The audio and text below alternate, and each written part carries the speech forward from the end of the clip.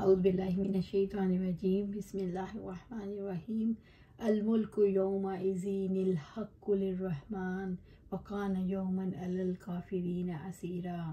اس روز حقیقی بادشاہت رحمان کی ہوگی اور وہ دن کافروں پر بڑا مشکل ہوگا۔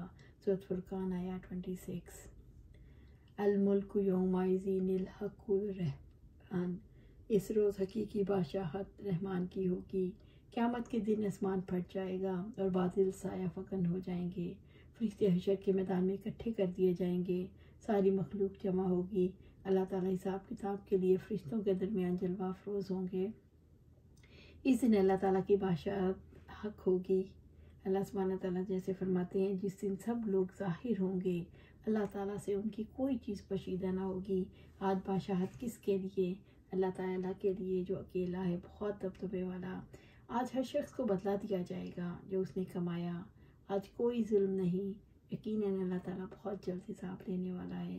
سورۃ غافر آیا 16 اور 17۔ آپ صلی اللہ علیہ وسلم، ابو ہریرہ رضی اللہ تعالیٰ عنہ سے بیان ہے کہ آپ صلی اللہ علیہ وسلم سے سنا، آپ صلی اللہ علیہ وسلم فرما رہے تھے، قیامت کے دن اللہ ساری زمین کو اپنی مٹھی میں لے لے گا اور آسمان کو اپنے داہنی ہاتھ میں لپیٹ لے گا۔ پھر فرمائے گا، آج حکومت صرف میری ہے، دنیا کے بادشاہ آج کہاں ہیں؟ وَقَانَ يَوْمًا عَلَى الْكَافِرِينَ عَسِيرًا، اور وہ دن کافروں پر بڑا مشکل ہوگا۔ کافروں کے لیے حشر کا دن بڑا بھاری ہوگا۔ شرمندگی، ندامت، حسرت، پچھتاوے اور دہشت، یہ سب کچھ کافر کا سرمایہ بن جائے گا۔ رب العزت نے فرمایا تو وہ دن بڑا ہی مشکل دن ہوگا، کافروں پر آسان نہ ہوگا۔ سورۃ مدثر آیا 9 اور 10۔ وَيَوْمَ يَعَضُّ الظَّالِمُ عَلَى يَدَيْهِ يَقُولُ يَا لَيْتَنِي اتَّخَذْتُ مَعَ الرَّسُولِ سَبِيلًا، اور جس دن ظالم اپنے ہاتھوں کو چبائے گا، وہ کہے گا، کاش میں رسول کے ساتھ ہدایت کا کچھ راستہ اختیار کرتا۔ سورۃ الفرقان آیا 27۔ وَيَوْمَ يَعَضُّ الظَّالِمُ عَلَى يَدَيْهِ، اور جس دن ظالم اپنے ہاتھوں کو چبائے گا، قیامت کے دن وہ لوگ سخت پشیمان ہوں گے جنہوں نے آپ صلی اللہ علیہ وسلم کا راستہ اختیار نہ کیا یا اس راستے سے ہٹ گئے اور اپنے پر ظلم کیا۔ اس دن ظالم اپنے ہاتھوں کو چبائے گا۔ ہاتھوں کے چبانے سے غم کی شدت ظاہر ہو رہی ہے۔ اس سے پتہ چلتا ہے ظالم کو ناقابل برداشت غم ہوگا۔ اللہ تعالیٰ نے ظالم کے غم و اندوہ کو مجسم حرکت کے ساتھ ظاہر کیا۔ یقول یا لیتنی اتخذت مع الرسول سبیلا، وہ کہے گا، کاش میں رسول کے ساتھ ہدایت کا کچھ راستہ اختیار کرتا۔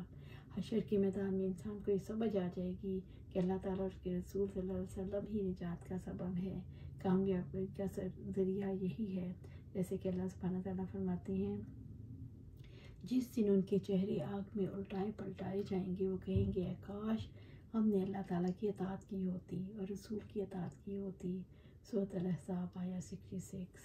اس دن تمنائیں بدل جائیں گی۔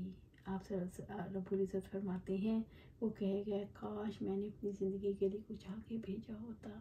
سورۃ فجر آیا 24۔ حشر کے میدان میں حاصل ہونے والا شعور کام نہیں آئے گا، کیونکہ امتحان کی مدت اور عمل کی مدت ختم ہو چکی ہوگی۔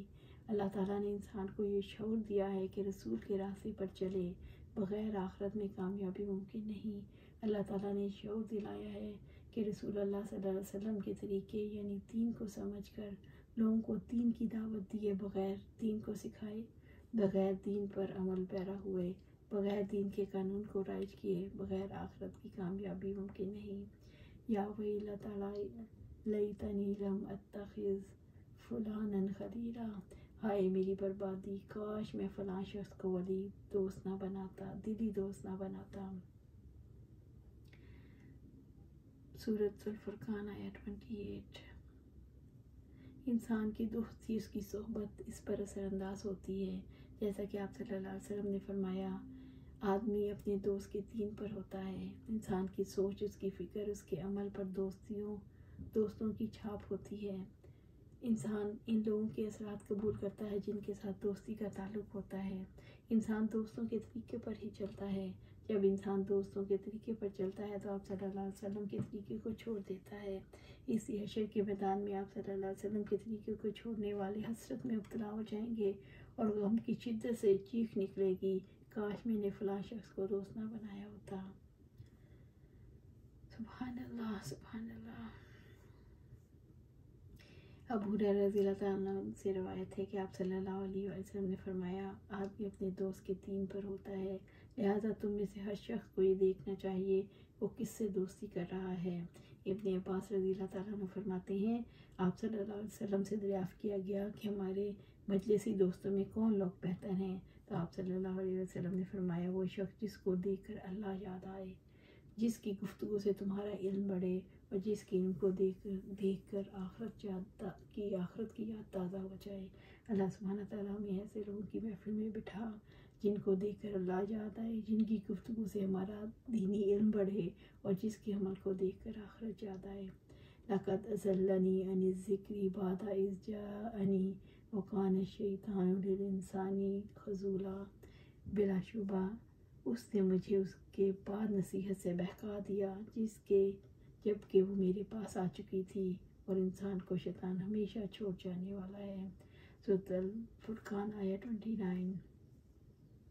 لقد اضلنی عن الذکر بعد اذ جاءنی، بلا شبہ یقیناً اس نے مجھے اس کے بعد نصیحت سے بہکا دیا جب کہ وہ میرے پاس آ چکی تھی، یعنی میرے دوستوں نے مجھے قرآن سے نفرت دلائی، ان ظالموں نے مجھے قرآن سے بہکایا جب کہ وہ میرے پاس آ چکا تھا۔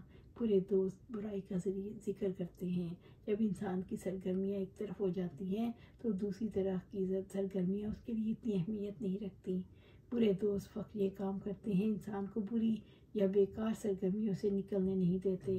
اس وجہ سے کارآمد سرگرمی، خواہ قرآن مجید کی علم کا حصول ہو یا عمومی نصیحت، اس طرف توجہ نہیں کرتے۔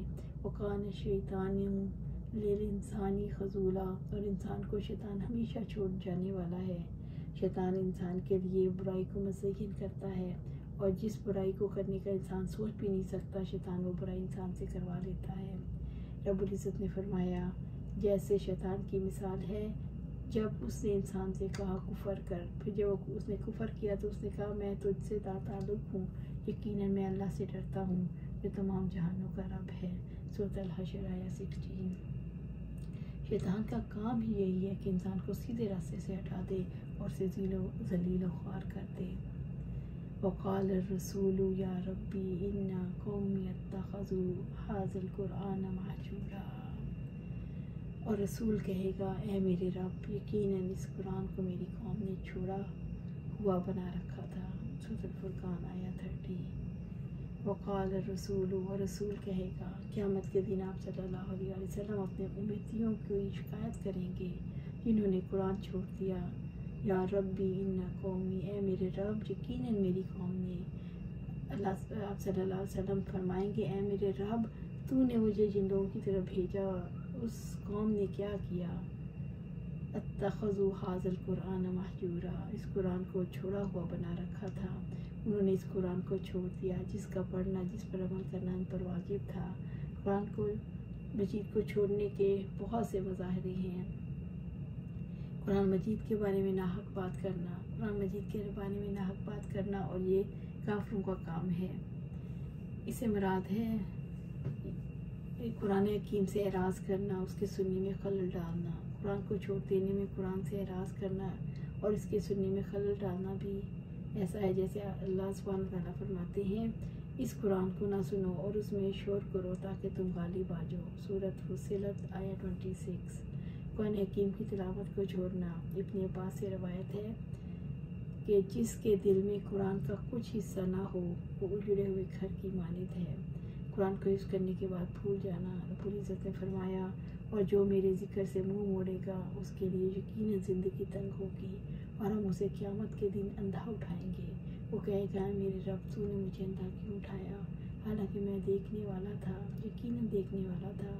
اللہ فرمائے گا، اسی طرح ہماری آیات تمہارے پاس آئی تھی تو تم نے انہیں بھلا دیا، اور اسی طرح آج تو بھلایا جا رہا ہے۔ سورۃ طٰہٰ آیہ 24 اور آیہ 126۔